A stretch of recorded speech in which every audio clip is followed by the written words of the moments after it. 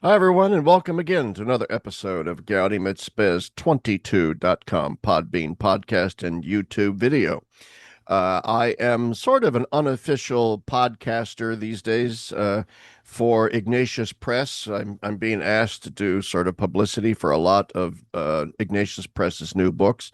I've been doing the Communio interviews as their official podcaster. But to that end, I have my friend and repeat victim on the podcast, not Doctor, but George Weigel here today. Welcome, George. Thank you very much, Larry. I feel like you should have I'm sure you've gotten honorary doctorates from a lot of different places. So I'll 18 call. of them, but who's counting? Yes, who is counting? And so, yeah, it was nice seeing you in Rome. What a spectacular time that was. And, you know, It was very intense, Larry. I don't know whether you've podcasted or whatever the appropriate verb is out that month before our conversation today, but that was the third of my conclave rodeos, and I have to say it was the most intense experience of the three. I think because a lot of people understood we were at a real inflection point in the church. yeah, And yeah. if things did not get set on a course correction, there was going to be some serious dysfunction down the line, as there had been in the previous several years. So it was great to be with you there. Your writing made a big contribution to sorting out what was what and who was who, and I thank you for that. Well, again, thank you for the invite to have me do some of that writing. And I agree with you. It was intense. It's the only time I've ever been around for a conclave, but it was intense precisely because a lot is at stake. So before we launch into a discussion of your new book from Ignatius Press, which is why you're here, maybe you can give just a quick take on Pope Leo so far. Well, my quick take, Larry, is that everybody, including me, should refrain from quick takes. This pontificate is not 2 months old. The effort by many people, including, I have to say, some of our friends, to diagram every sentence he speaks, to parse every action he takes, as if this were some magic key to the next 10 or 15 years, is really quite silly. And it embodies what I called in a column you may have seen a few weeks ago, the dangers of petrocentrism. Uh, I did see it. It was very a, good. a too tight focus on the papacy as kind of the sum total of all things Catholic. People are getting obsessed with this, and it's not good. It's not good for your spiritual health. It's a distorted view of the nature of the church. And this all came home to me shortly after I got home. I was speaking at a local parish, uh, very nice audience, 150, 200 people, good questions. I'm doing a book signing afterwards, and this lady comes up to me all agitated and says, "Why did the Pope appoint that liberal Cardinal Tagle as the Cardinal Bishop of Albano? This is going to be Francis 2.0. This is terrible." And I said, excuse me, the Cardinal Bishop of Albano is a completely honorific title. It means nothing. And secondly, what does this have to do with you? How does this Yeah. possibly have any effect on your life?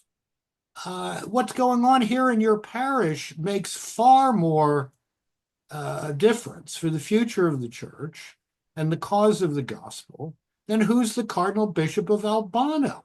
I It's agree. I agree. at No, this point, her husband starts leading her away before things got kinetic.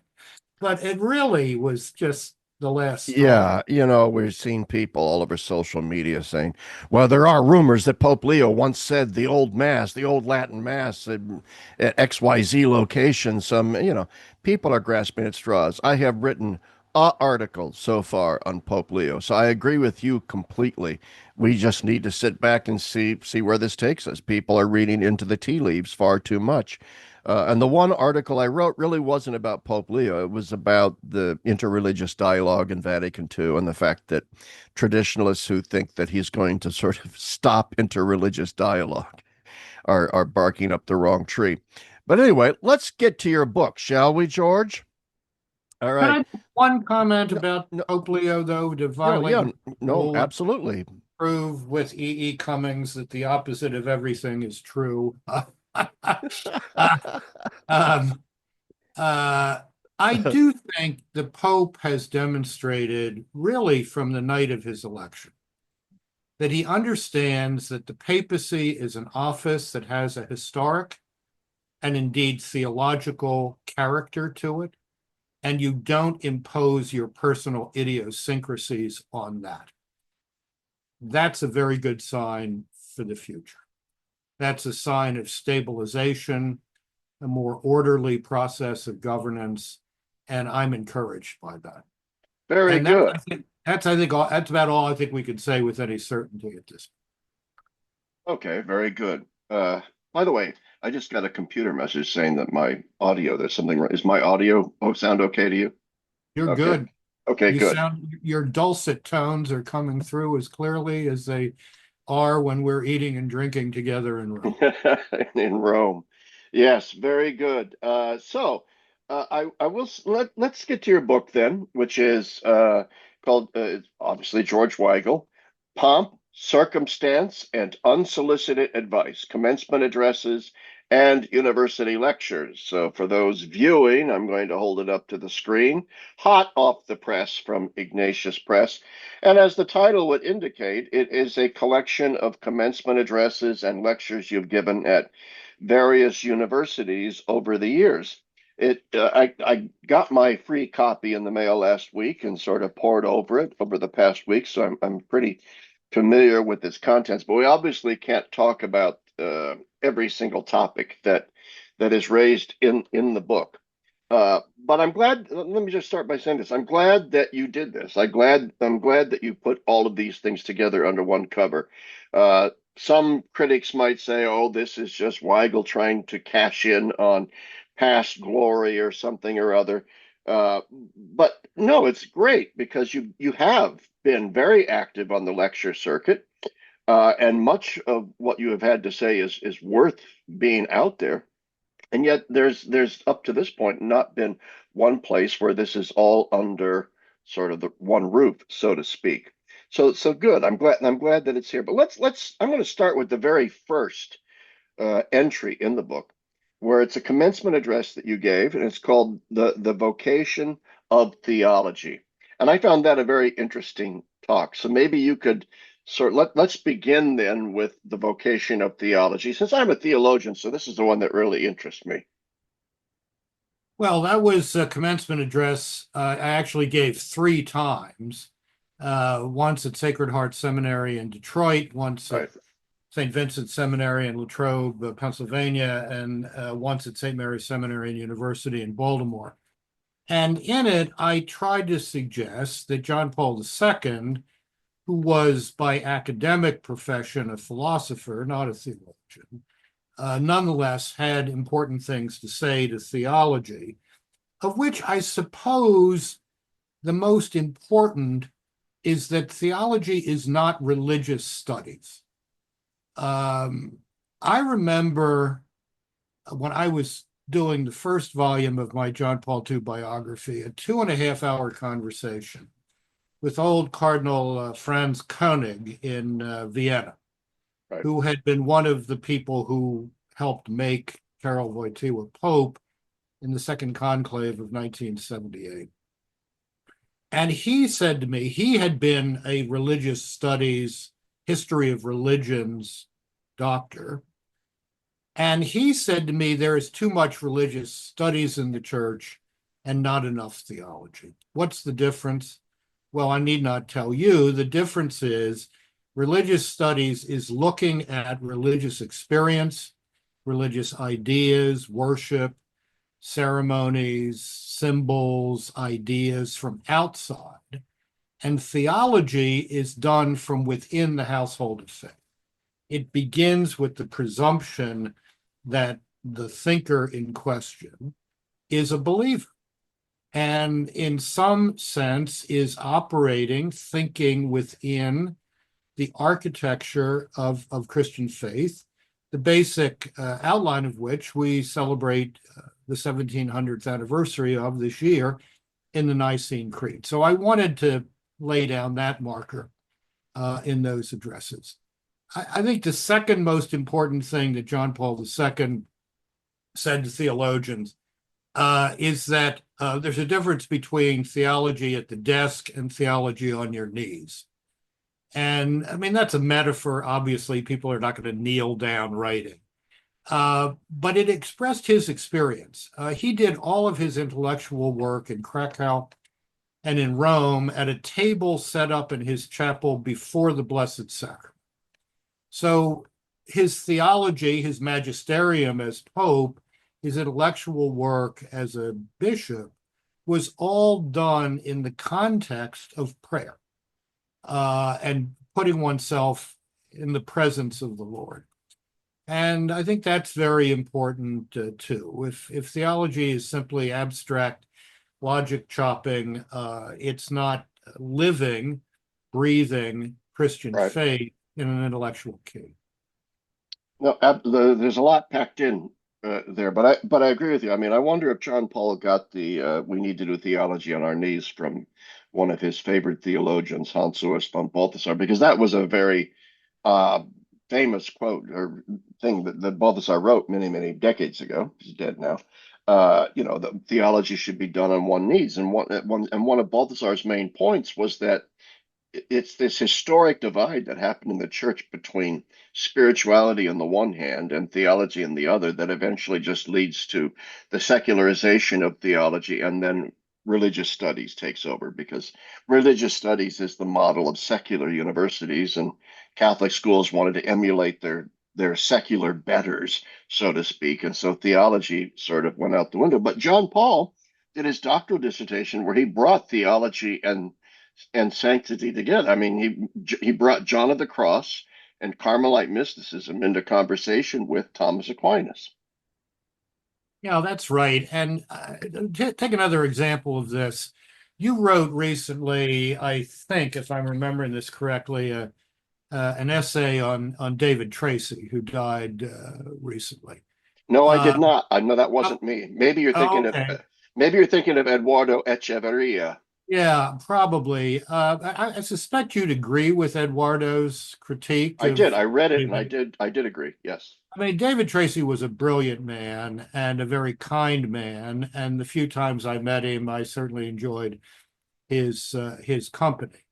But when he wrote that famous essay, The Three Audiences of Theology, the church, society, and the academy, Right. while he tried to give equal weight to all three, it was pretty clear that the one that really counted, the animal that was more equal than other animals, was the academy.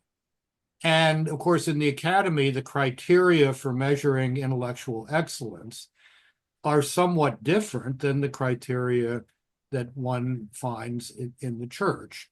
They're not necessarily in opposition, but they are different.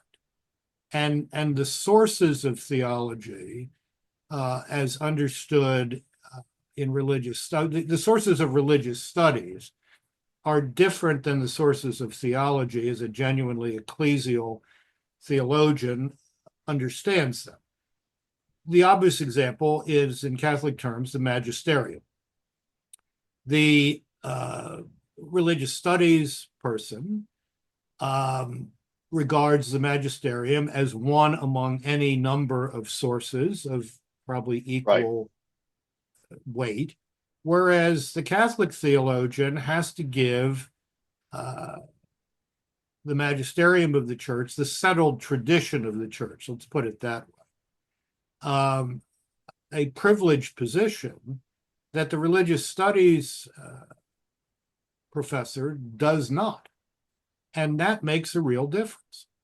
And I think the difference it makes gets to another point I made in that commencement address, that theology needs to practice the ecumenism of time. It's not all about now. It's Right. not all about Right. this moment. You're part of a community of conversation that in this case goes back at least 2,000 years. And I would say in terms of biblical revelation goes back, a couple of thousand years before that. And that's a different optic on, where you're located Yeah. than an optic that simply says what's going on now is all that counts. And the theology needs to be comfortable with a certain element of mystery, a certain element of being able to hold things in suspension, and a certain element, like you said, of the long view of tradition and history, where you realize that sometimes you can't resolve a theological dispute based on the necessities of here and now. One has to grow into an answer. The church has to, in a sense, discern an answer. Sometimes that discernment takes centuries. But we are an impatient lot. But I want to come back to because to me, I think this is it's right off the bat, and I don't want to take up all of our time talking about one essay, but I think this is just so very important. This issue of the role of theology goes to somebody you know quite well, John Paul's, in John Paul, but also his document Ex Corde Ecclesiae. I remember when it first came out, I was teaching at university, and the uproar over Ex Corde mandates, mandatum, and so on and so forth. But here's my problem, George, and you can comment on this. The sort of rationale behind all of these Catholic schools moving into religious studies is that it's a more properly academic discipline because it doesn't require a faith commitment of any kind from the professor. Ostensibly, therefore, what you are getting is a purely objective analysis based on sociological, psychological, and historical criteria of what the various religions are about. And the student is required in a sense, to discern a faith commitment or anything along those lines.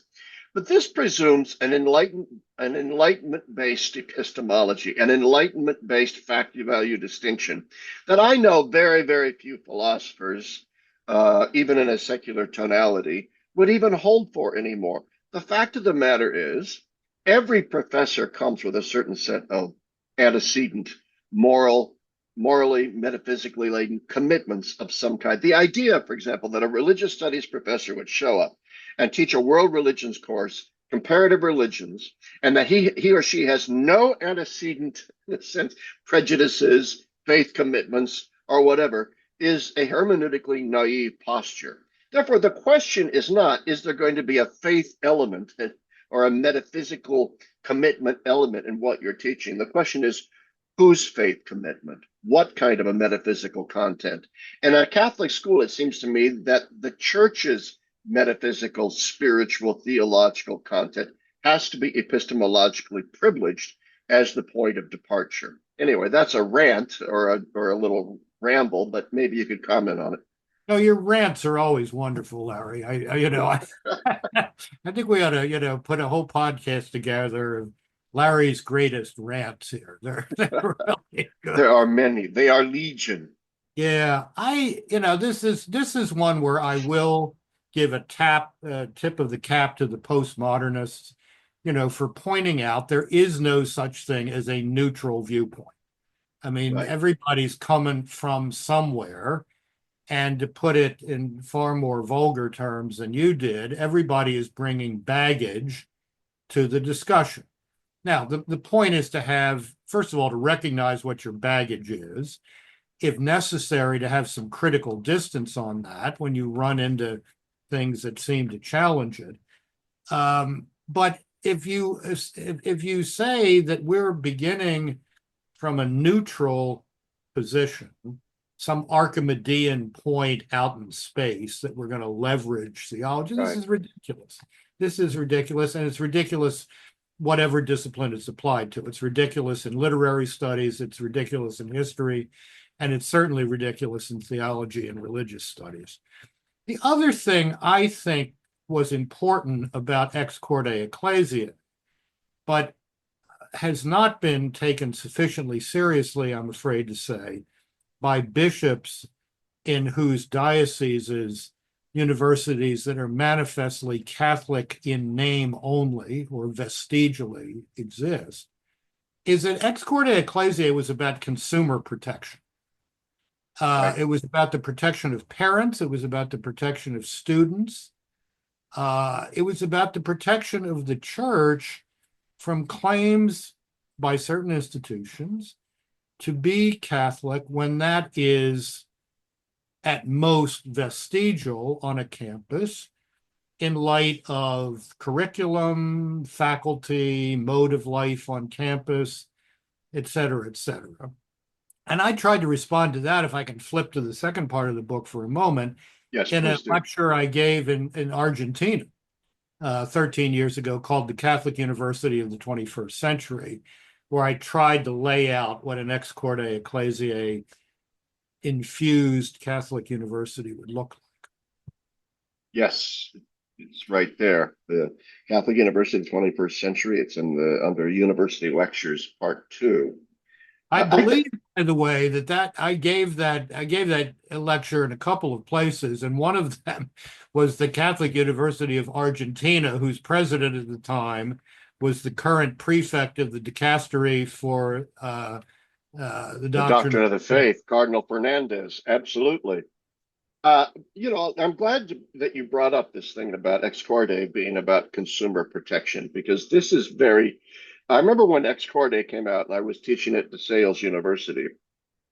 Concomitant with Ex Corde coming out, our secular accreditation agency, Middle States, we had Right. just undergone so was being transformed into some sort of massive tool for imposing what's called assessment. The assessment was the coin of the realm, mainly because Congress was beginning to lean heavily on universities and colleges to justify their massive tuition, massive student debt, and to, in a sense, document that they are actually producing educated individuals, educated citizens in the Republic for all that $80,000 a year. And so everything became assessment, assessment, assessment, except for when it came to the Catholic identity and the theology department. And I brought this up at a faculty meeting, like, because people were in an uproar about it. What does this mean? I said, what it means is, you know, we go out under the hustings and we request all kinds of donation and money from various givers. And we really, at that point, put forward our Catholic identity. We're a school that, has values. And so, well, when push comes to shove, let's do an assessment of that as well and ask ourselves the question, are we giving the consumer a Catholic identity? And the answer to that was no. No, we are not. Yeah, a couple of weeks ago in the Wall Street Journal, there was a truly appalling article. I mean, I'm shocked by very little these days, I have to say. Um, a truly appalling article on the state of uh, the teaching of the psychological sciences and the arts of therapy at Santa Clara University, I saw that. California, in which this poor woman who was trying, obviously from a sense of Catholic commitment, to get a degree as a mental health professional to help people in what anybody who's paying attention knows is a mental health crisis across the country, is being forced into all sorts of really, frankly, disgusting nonsense, like writing a sex diary of her own life and watching pornographic films and, responding to that and all the rest of it. And I thought at the time, where is the Bishop of San Jose? He owns the Catholic brand in that area. He is the Right. custodian of the Catholic brand in that area. And why is he not saying, in light of Ex Corde Ecclesia? I regret to say, I say with great reluctance, but because I'm a consumer protector, that Santa Clara University cannot be considered a Catholic university, and I wish it to stop describing itself in those terms. The Yeah. first bishop who does that, I think, is going to set off a useful chain reaction that would touch, frankly, more than a dozen such institutions around the United States. But that seems to me to be a fundamental facet of the life of a local bishop. You are the custodian of the Catholic brand. And the Catholic brand does not mean anything. There are some Yeah. settled matters in the Catholic Church that are not up for grabs. And one of those is an understanding of the gift of human love and how it's best expressed. Right. And if you are systematically violating that and requiring your students to do what, at least in some objective terms, are really bad things from a moral point of view, then you don't deserve to carry the Catholic brand, and I'm taking it away from you. Yeah, and the Catholic brand is attenuated by along those lines by the fact that most of these universities, Catholic universities, so-called, are associated with religious orders, and that gives first it gives bishops an out. I'm not going to say who because this is an archbishop I actually admire, so I'm not going to mention his name. But there's a famous, university that every year has a queer film festival on campus, and of course, queer this, queer that, LGBT everywhere. And pressure was brought to bear on this archbishop, to sort of denounce this and say this school is no longer Catholic.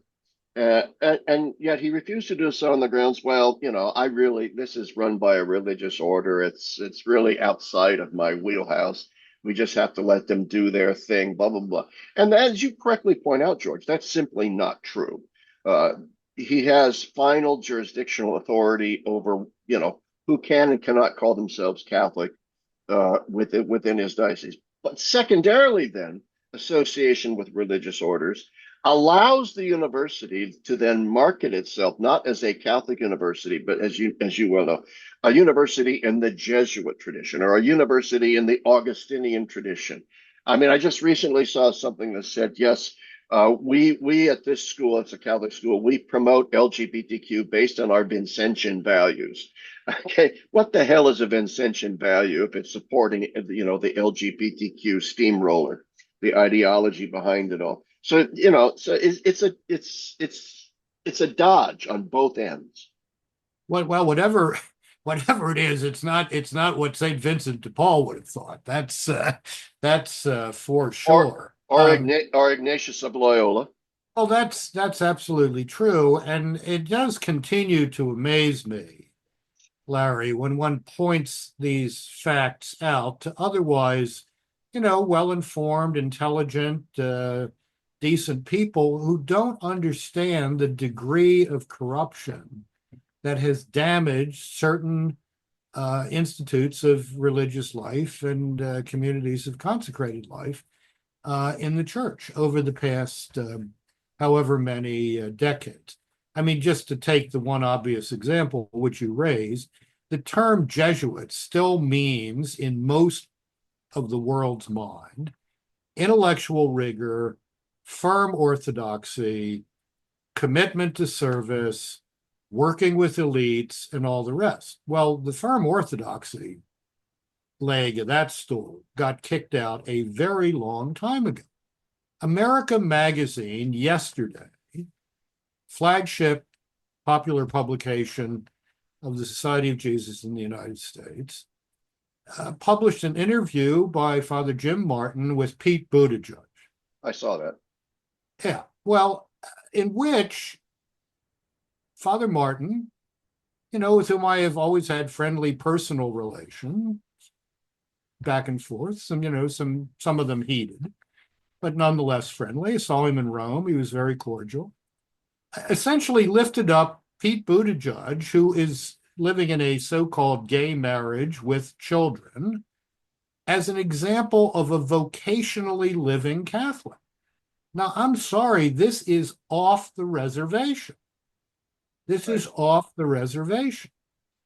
And how this is to be addressed, I don't know for sure, but that it ought to be addressed in some fashion for the sake of everybody's soul.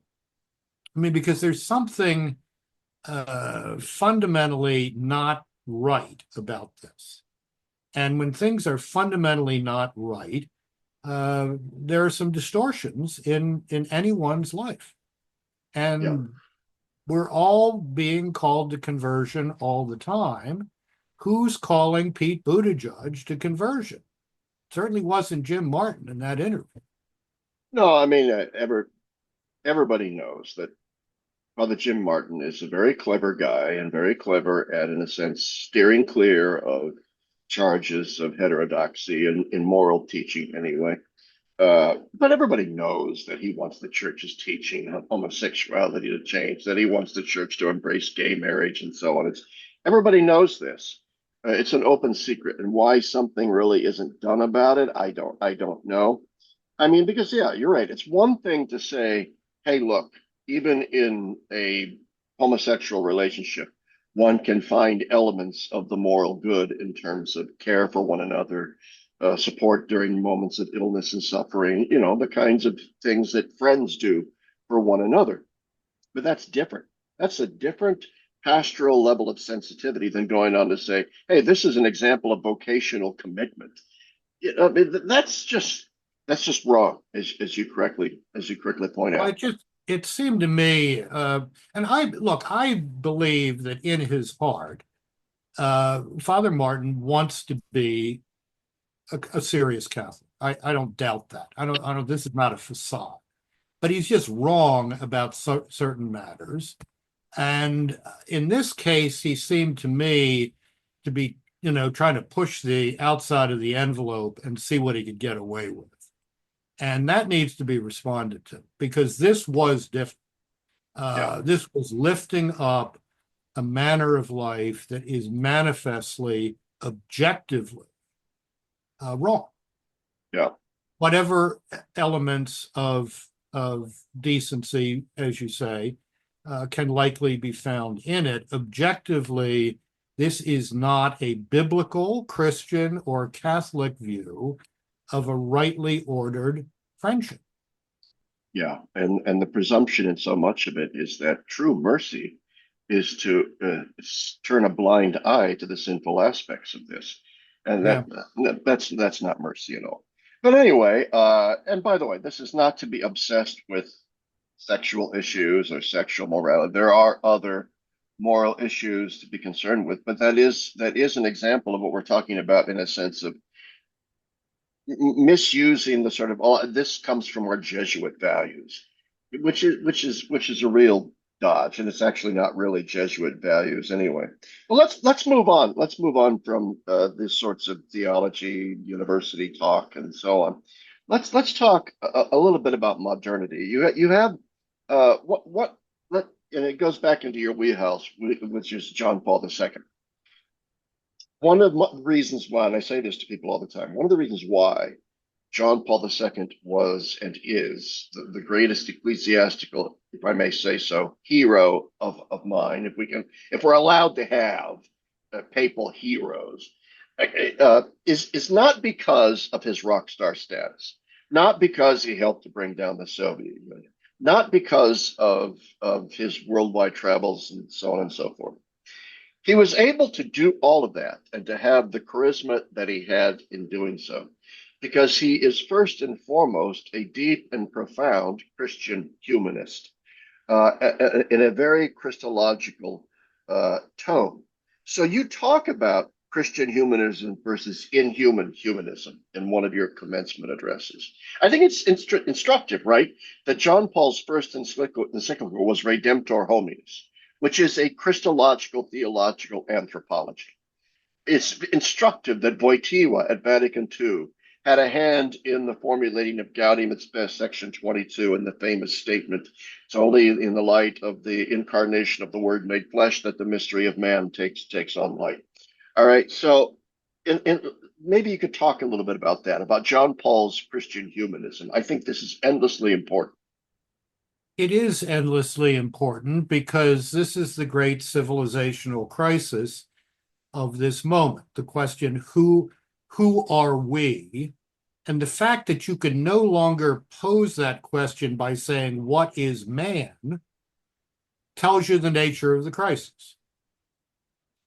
Because everything has become ideologized and, if you will, genderized in a way that has really eroded the notion of human nature or the human person.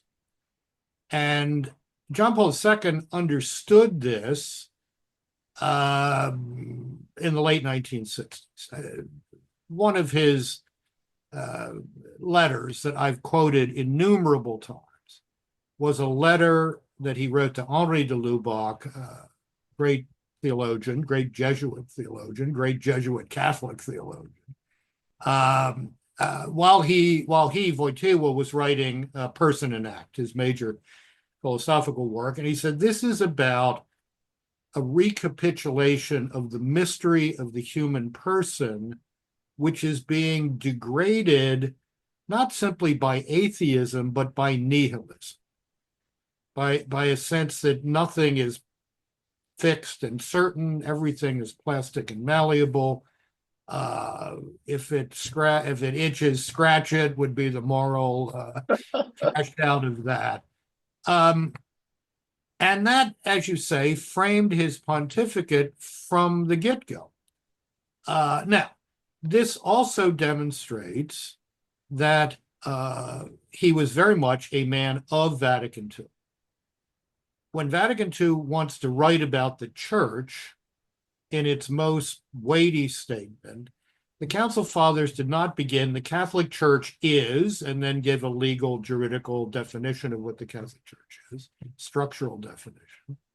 Catholic Church is a hierarchically ordered body and blah, blah, blah. How did they begin the dogmatic constitution on the church? Jesus Christ is the light of the nations. Lumen Gentium. Which means he is the light that displays what it means to be human. I was just talking up in Baltimore last night with an ecumenical group called the Maryland Family Institute, pro-life, pro-religious freedom lobby in Annapolis, our state capital. And I said, let's think about two liturgical feasts. This allowed me to introduce some Baptists to the notion of a liturgical feast. I said, the Annunciation, which is really the Feast of the Incarnation, teaches us that our humanity, human nature, is a fit vessel for God's action in history. The Ascension teaches us that that human nature, glorified in the resurrection, is now part of the interior life of God himself. Because Christ ascends in his glorified humanity to the Father. Now, what both of those things mean, is that we are not congealed stardust, a phrase I use in one of those commencement addresses. Yes, that's right. More than stardust. And that is a notion that is doing immense damage to Western civilization, has done over the past 50, 60, 70, maybe 200 years, and is continuing to do so today. We're just the happy byproduct of a bunch of cosmic biochemical accidents 15 billion years ago that just happened to work out to produce Larry Chapp and George Weigel. Well, I'm sorry. That is a pretty, no matter what you think of Larry Chapp and George Weigel, that is a pretty degraded view of the human condition, that we're just cosmic accidents and our destiny is oblivion. Biblical religion, the Catholic Church, Catholic higher education, has a much nobler view of the human person than a lot of what else is on sale in the culture today. And if Catholic institutions of higher learning can display that, not only academically, but in the mode of life on campus and all the rest of it, then they might have a chance at influencing these utterly corrupt so-called elite institutions who really do believe that we're just all congealed stardust. Yeah, they do. And this has implications And I will say this about Pope Leo: he's raised the issue of artificial intelligence on a couple of occasions as a crisis that we face, and and that too is an anthropological crisis and question, because it raises the question of whether or not our consciousness, our subjectivity, our soul, our spirit, ourselves is nothing more than, your brain excreting thoughts like your liver excretes bile, that your brain is simply an organic computer of some kind. So if we can just build computers with enough sophistication, then we can in fact create, mechanized persons. And so on and so on. And so, yes, this anthropological crisis is why I think the writings of John Paul in particular are still so relevant. In other words, this is just not two aging boomers who were inspired by John Paul, and you wrote several, you were close to John Paul and you wrote works about. This is not simple nostalgia here that we're pushing. No. This is a narrative that's often thrown at me and thrown at you, which is, oh, you guys are just living in the past in the John Paul era. I'm sorry. Since when did popes pass into oblivion and irrelevance as soon as their pulse stops? Okay, this you go talk about, the sort of papalatry that's out there in the church. This is part of it. A friend of mine, Kevin Clay, says the problem with popes is that they die. And then the next pope, and so a very positivistic understanding of papal authority would have us believe that, well, what one pope says, the next one undoes. But the fact is, what John Paul wrote is still being digested.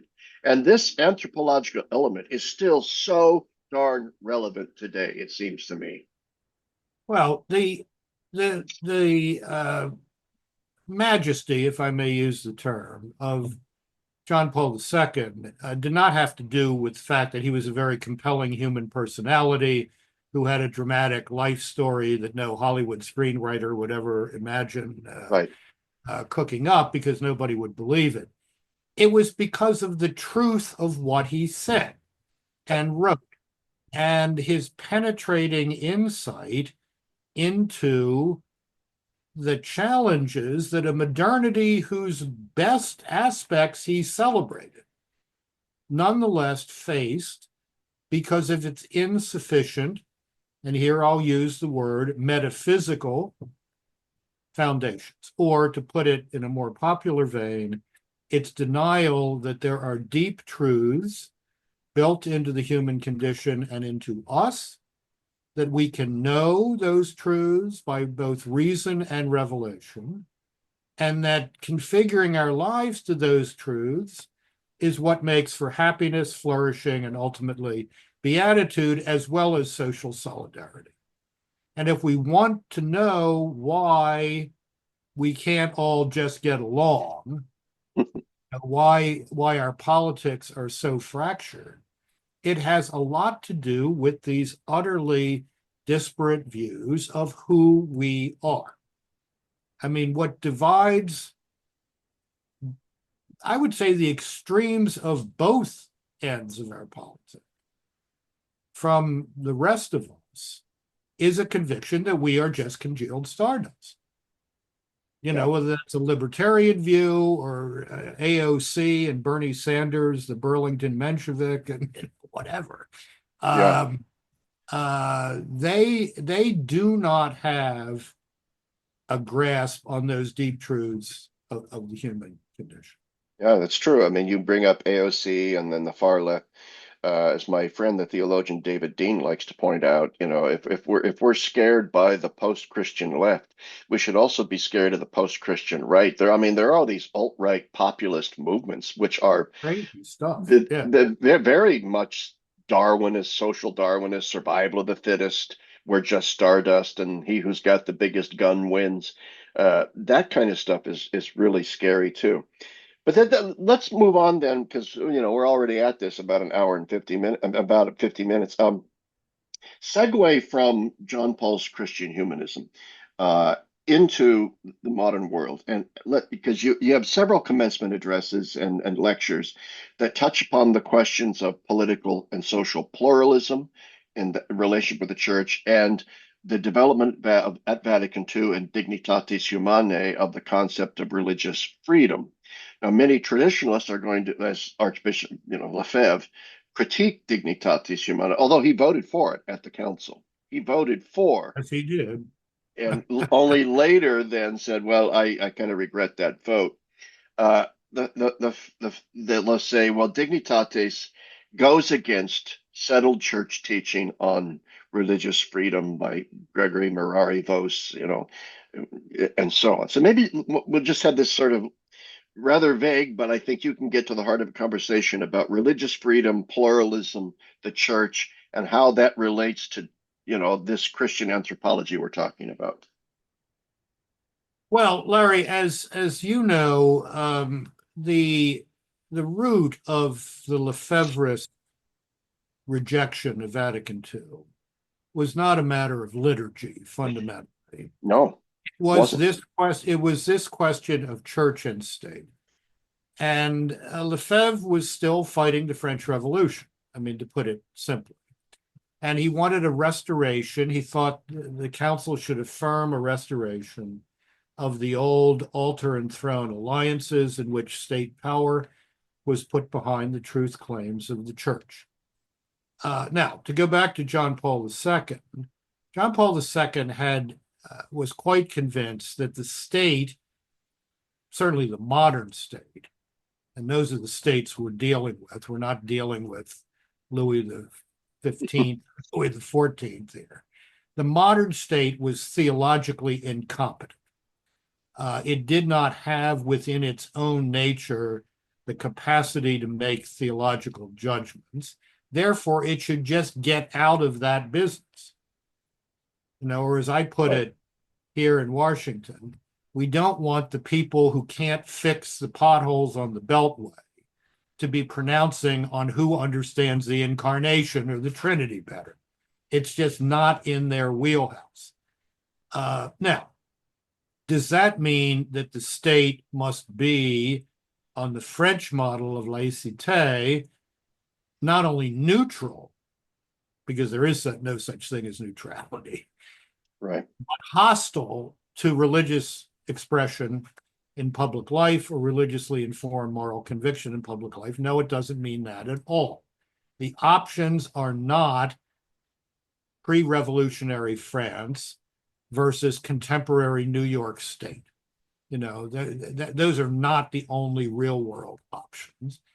And our trad friends need to recognize that. They also need to recognize that Dignitatis Humanae, in part because of the influence of Voitu, insisted that the right of religious freedom, which Joseph Ratzinger explained luminously in the simple phrase, God wishes to be adored by people who are free to do so. We're not doing that under compulsion. That the right of religious freedom is linked intrinsically to the duty to search for the truth about God and us and to adhere to it when you find it. Yes. And that's often forgotten, and religious freedom is considered some sort of free-floating conscience right, which it is not, at least in the Catholic understanding of that. Which is why Dignitatis Humanae explicitly says that nothing that we're teaching here contradicts any previous church teaching on this matter. Had Dignitatis says we're basing this teaching on some sort of vague notion of the rights of conscience, yeah, that would have been a novelty, though. But that's not what it says. That's not what it's grounding this in. No, it makes it quite clear that this teaching is grounded in a biblical anthropology, in a biblical view of the human person, and we're just not going to deal with all the questions of how you instantiate that view of the human person and the ordering of the relationship between church and state, except to set some boundaries, except to set some boundaries. Yeah. And one of the boundaries is that the state cannot proscribe the church. As you know, Larry, I've been a great defender of Ukraine for the past 3 years plus. I've probably written more articles on the Ukraine war than anybody in the country. I think it's up to 50 at this point. Part of that, the root of that, is my deep, deep admiration for the Ukrainian Greek Catholic Church, which between 1946 and 1991 was the largest underground, clandestine, illegal religious community in the world, because the Soviet Union declared it illegal in Right. 1946. And yet it survived as a vibrant religious community that has helped give birth to a new level of Ukrainian national consciousness as an underground body. That was religious freedom defended under the most appalling circumstances, and showing how it contributes to the formation of a genuine civil society from out of the rubble of the communist past. So obviously, I feel very strongly about all that, but it's a sentiment based on what I hope is a serious intellectual judgment about why Dignitatis Humanae is not just good for individuals, it's good for society. It helps order the relationships between what Leo XIII, beautifully interpreted by Russ Hittinger, calls the three necessary societies. Yes, and I think that papal teaching over the centuries on this issue is a little more complicated than some traditionalists would have us believe. But there is this phenomenon today of a kind of cosplaying, sort of make-believe fantasy camp idea that we need to reassert Christ as king, and that means integralism, and that means a return to confessional Catholic states, and that means a rolling back of Vatican II, and so on. And I call it fantasy camp because that's exactly what it is. This is no way to engage the modern world. This is a non-starter. You walk into any mixed group of human beings with the message of the gospel and say, first off, I just want to say that none of you have any rights to religious freedom, and I hope the state takes it all away from you and ensconces the Catholic faith. No one's probably going to be that blunt, but you get my point. This is just an absurd sort of ideology more than proper theology. I think that what Quas Primas, the encyclical of Pius XI, that among other things established the liturgical feast of Christ the King, what that taught is that the idea that Christ is king of the world means we are called to convert society and culture. Yes. It does not mean that the Catholic Church runs the state. And if you want to see where that gets you these days, look at, I hate to say this, but it's true, the many failures of Polish Catholic leadership, the Polish Catholic episcopate, to live the vision of church and state of John Paul II and to inject themselves constantly into partisan politics. This has been a disaster politically, and it's a disaster ecclesiastically, or ecclesially would be the better way to put it. Yeah. And it is a very powerful demonstration of why this integralist vision is, you called it, fantasy camp. I called it in a column, I don't know, 5 or 6 years ago, games intellectuals play. It might be fun to argue about stuff, right. But, when you try to instantiate it, you get real trouble for everyone, including the church's evangelical mission, which cannot be carried out by the gun, not today. By coercion. And it's Exactly. speaking as a theologian too. I mean, Ratzinger pointed this out, this intrinsic connection between faith, uncoerced, and freedom, truth and freedom, is actually a deep part of the Catholic tradition. And so this is not a novelty, but it does raise something true about Vatican II. Monsignor Thomas Guarino, in his famous book now, the Disputed Teachings of Vatican II, talks about Vatican II engaging in little mini reversals. Pope Benedict, and you have a chapter in here called, what's it, the Men of Genius. So maybe we can segue here towards the end of our conversation talking about Benedict. Benedict talked about, yes, the hermeneutic of continuity with regard to Vatican II, but he also then went on to say, but really it's a hermeneutic of reform, which means there might be little micro ruptures, little discontinuities that Vatican II introduces in order to correct a distortion which has crept into the tradition, in the name of, though, a deeper restoration of older truths that had been forgotten. Yeah. One of those truths in this case would be that you do not coerce faith. And if you coerce the faith via political machinations from the top down, you're going to end up with very deleterious consequences. Yeah, in my book on Vatican II, To Sanctify the World, which you were quite kind enough to do a podcast Yes, on, I great quoted book. Ratzinger on how Vatican II rebalanced some things. It put Mariology, the theology of Our Lady, back into that internal architecture of the church rather than having it hang out there by itself. It restored the balance between the responsibilities of the office of Peter and the responsibilities of the world episcopate and the bishops in their own dioceses. I mean, these are the kind of things that made Vatican II absolutely necessary, and that in the main, I think the Council Fathers handled very well. Now, the fact that handling has been misinterpreted is not their fault, but it is incumbent on the rest of us to give the Council its authentic interpretation, which has in fact already been done by John Paul II and Benedict XVI. Yes, they provided us with that hermeneutic. But let's, and I think once again, just as with John Paul's Christological theological anthropology, the hermeneutical retrieval of the council by John Paul and Benedict cannot simply be swept under the rug, should not be forgotten.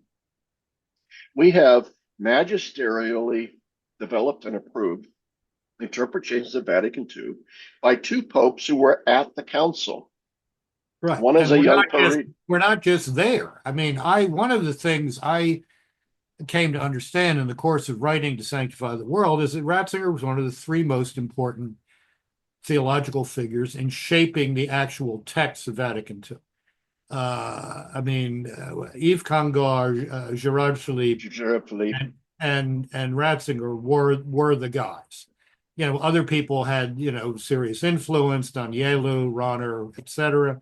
But those three guys, de Lubac, those three guys were the guys in terms of actual product of the council. And even Congar, who was one of the most amusingly cranky guys, as you know, from his council diary, which is just it's amazing. Every other page, there's some acerbic comment on something. Louis Bouillet, too, yeah. Said that Vatican, well, yes, Vatican II should have been called Louvain I because of Gerard Philippe's influence on that. And of course, Louvain was his university in the days when that was a Catholic university, which I don't think is much the case today. Yeah, Louvain was the beneficiary of the fact that Dominicans and Jesuits got kicked out of France and Germany at various parts of the late 19th and early 20th century, and so they relocated to Belgium, and the Netherlands, and so anyway, okay, so we're sort of winding down here. There's just so much more that I really do want to talk about with regard to the text, but let's move on then to a discussion of the ongoing significance of Pope Benedict. Because I think a lot of the listeners and viewers, knowing that you are a kind of expert on not just the pontificate of John Paul, but on Vatican II and Benedict and so forth, I'm going to come right out front and say this. You call him a man of genius. I think he was a man of genius. But I have very mixed feelings about Joseph Ratzinger as Pope Benedict. He wrote brilliant things as Pope. He gave us a great retrieval on certain aspects of Vatican II. But I will forever be mystified by two things in his pontificate that I'd like your comment on. Number one, he was a man uniquely positioned as Pope to maybe do something really concrete about reforming the reform of the liturgy, to actually engage in a real conversation about the state of the liturgy in the Catholic Church, of which he had much to talk about. Yes, he issued Summorum Pontificum. Yes, he created the Anglican ordinariates, but then it just sort of hung there. I think he hoped for cross fertilization, but that never really happened. And so I always think, well, that was a disappointment that he didn't really do more in that regard. And then, of course, I was greatly disappointed with the fact that he resigned the papacy, which I think will forever mark his papacy as not necessarily a black mark against his papacy, but a big question mark over his papacy. So I mean, so in other words, I have a mixed view of. Well, I think Joseph Ratzinger, the theologian, one of my favorites, brilliant. Joseph Ratzinger as Pope Benedict, I have a very mixed set of feelings. What are your thoughts, George? Larry, I think Joseph Ratzinger, who was not, by his own admission, a man of governance, and was telling people that in the interregnum of 2005, accepted the office of Peter thinking he would be dead in 2 or 3 years. I knew the man for 33 years. I loved him dearly. We had a spectacular last conversation in November of 2019. But he was not a man of governance. And he was a bit of a hypochondriac. And I think I know he always thought he was going to be dead tomorrow morning. Just like me. And I think he accepted an office he really did not want on the theory that he would be the bridge to the next generation. And that led him to make the fundamental mistake of his governance, which was to surround himself with his old gang from the Congregation for the Doctrine of the Faith and make Tarcisio Bertone, a completely incompetent man, the Secretary of State. If Benedict had made, for example, Cardinal Camillo Ruini, John Paul II's vicar for Rome, a totally competent man and a very sophisticated theologian, the Secretary of State, we would be in a completely different situation today. That's the first thing. Secondly, on the liturgical matters, I think Benedict was aware of how utterly complex the Catholic Church has become. And that when you're talking about the Catholic Church, and particularly questions of liturgy, you are not just talking about North America and Western Europe. I mean, what do you do with the Zairian Rite? Which was an officially approved thing, which has some interesting divergences from the Roman Rite, and which, by the way, puts the lie to the claim of Traditionis Custodes and its implementation that there's only one Roman Rite. There are many versions of the Roman Rite. What do you do with that? What do you do with the way Mass is celebrated in Africa, the growth center of the world church? I think he really believed that Summorum Pontificum would have a kind of magnetic effect, that the greater availability of the older form of the Mass would have a magnetic effect in drawing the Novus Ordo into a more reverent and appropriate celebration. And I think that's happening with younger priests. I would not agree that did not work. I think it is working, if slowly. And by that, I don't mean maniples and fiddleback chasubles. I mean the mode of celebration, the music, and all the rest of it. The aesthetics and so on. Yeah, I think that's true. The question But is, let me stop you there, and then Sure. you can comment on this. But my point would be, you are absolutely correct about that was an effective Summorum, and you do see a lot of young priests who now want to introduce certain Tridentine elements and altar rails, ad orientem, whatever, into the Novus Ordo liturgy, but who bishops now forbid it in the light of Traditionis. So I guess my point would be that we need leadership from Rome on the liturgy in order to, in a sense, tell bishops, all right, what they should and should not do with regard to elements like that in there. Like you have the bishop in Charlotte, the bishop of Yeah. Detroit saying, no, no priest can install altar rails. No priest can do sort of mass ad orientem because those are sort of gateway drugs to the Tridentine Mass. And so we're just going to have balloons and felt banners and the liturgical dance because that's the way to go. So I just think that there could have been stronger Roman leadership in terms of, hey, boom, boom, boom, boom. You're not only allowed to say the TLM, here's what you're allowed to do in the Novus Ordo, which I think would have been a very, very simple thing to do. But anyway, go ahead, George. I Well, interrupted you. I'm sorry. No, I mean, Pope Leo has said he's interested in unity. Well, unity certainly means including people who find worship according to the 1962 Missal spiritually nourishing. So I'm hoping there will be a quiet burial of Traditionis Custodes and maybe a more overt burial of Cardinal Roche's implementation letter, which was even worse than Traditionis That's right. Custodes. As for the Bishop of Charlotte, he had been told by Cardinal Prevost, hit the brakes, slow it down. This is too fast. Talk to people, etc. So that signal was sent even before the man became pope. On the question of the abdication, Yeah. I think a couple of things. First of all, the church was going to have to face the fact that men live longer these days, and that this is going to put real pressure on the idea that the papacy is an office for life.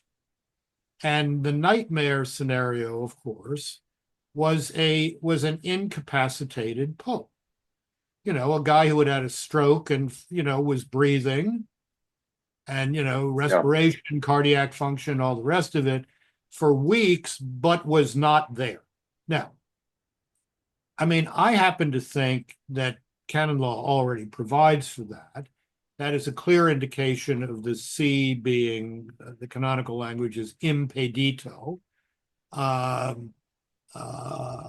impeded, and therefore empty.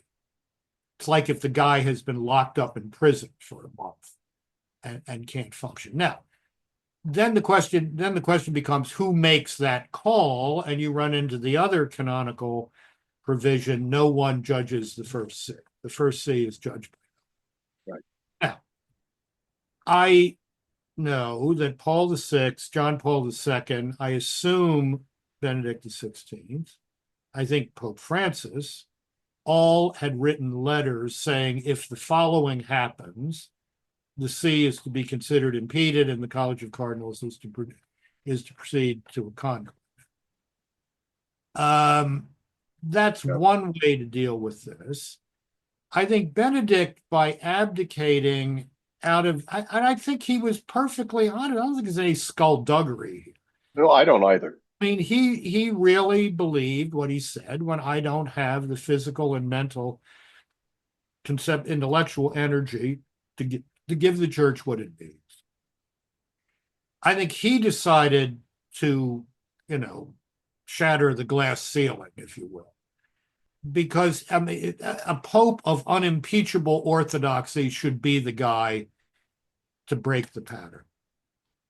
Yeah, and whether that was a good prudential move or not, I don't know. I mean, it's going to be a longer run of history before we know that.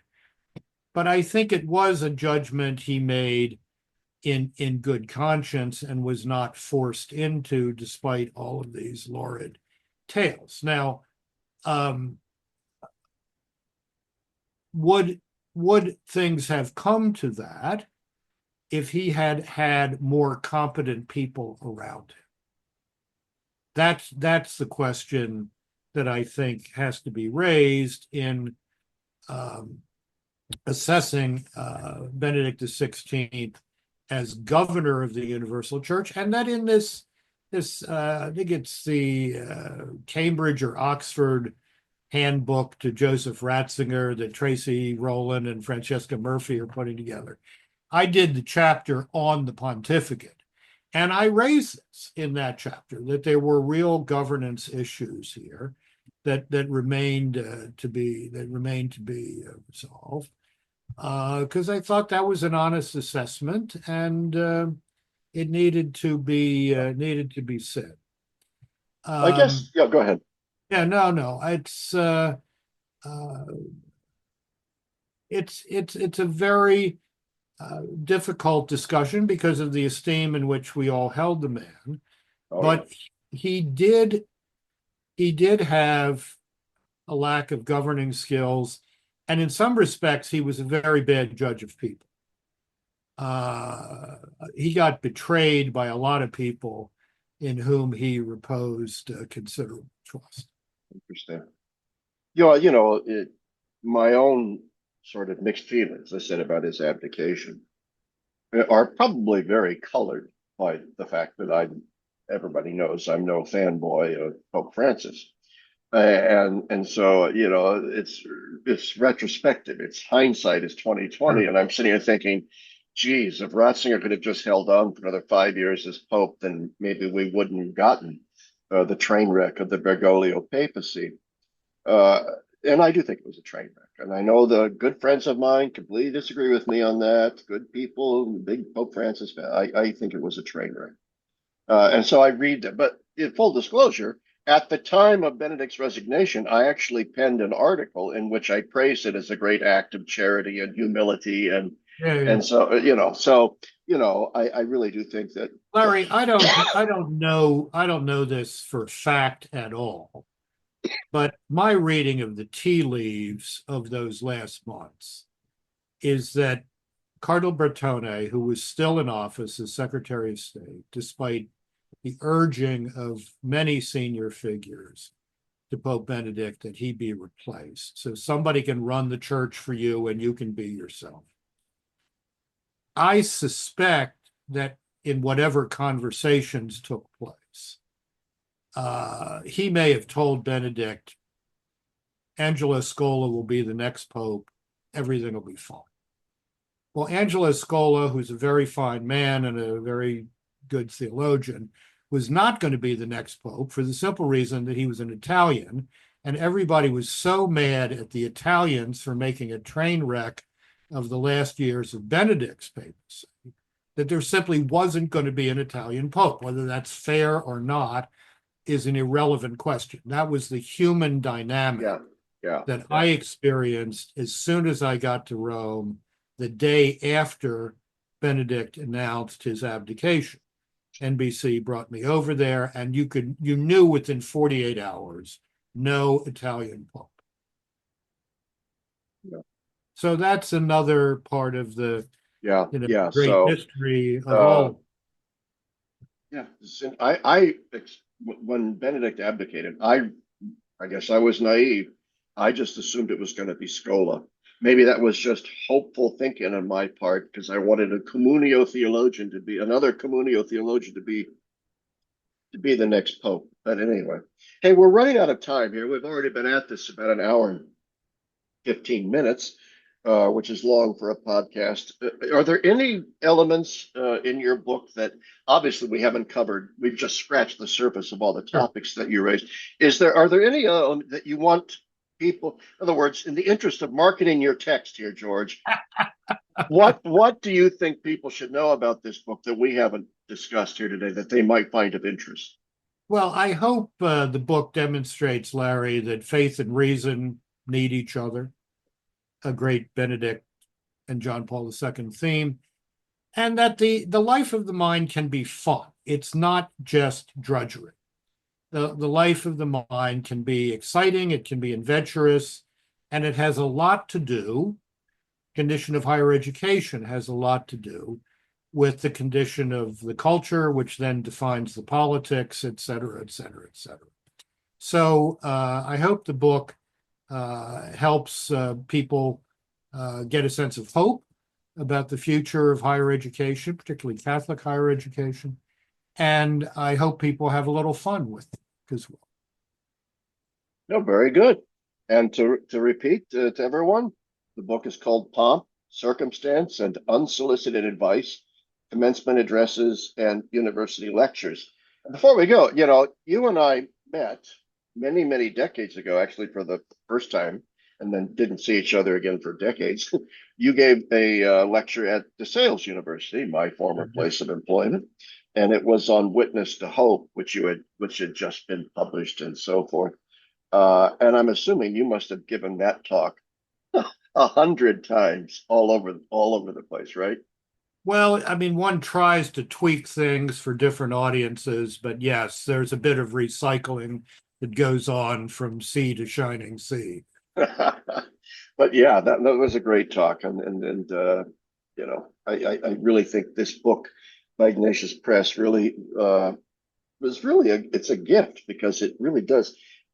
I thought that I knew everything there was to know about the theology and philosophy and politics of George Weigel, but as I was reading through this, I thought, wow, I'm learning things about George I didn't know. So it's well worth getting, folks. It's a great little book. So hey, George, thanks for coming on today. Thank you, Larry. Best everybody at the farm. Okay, thank you, and thanks everybody for listening. Bye now.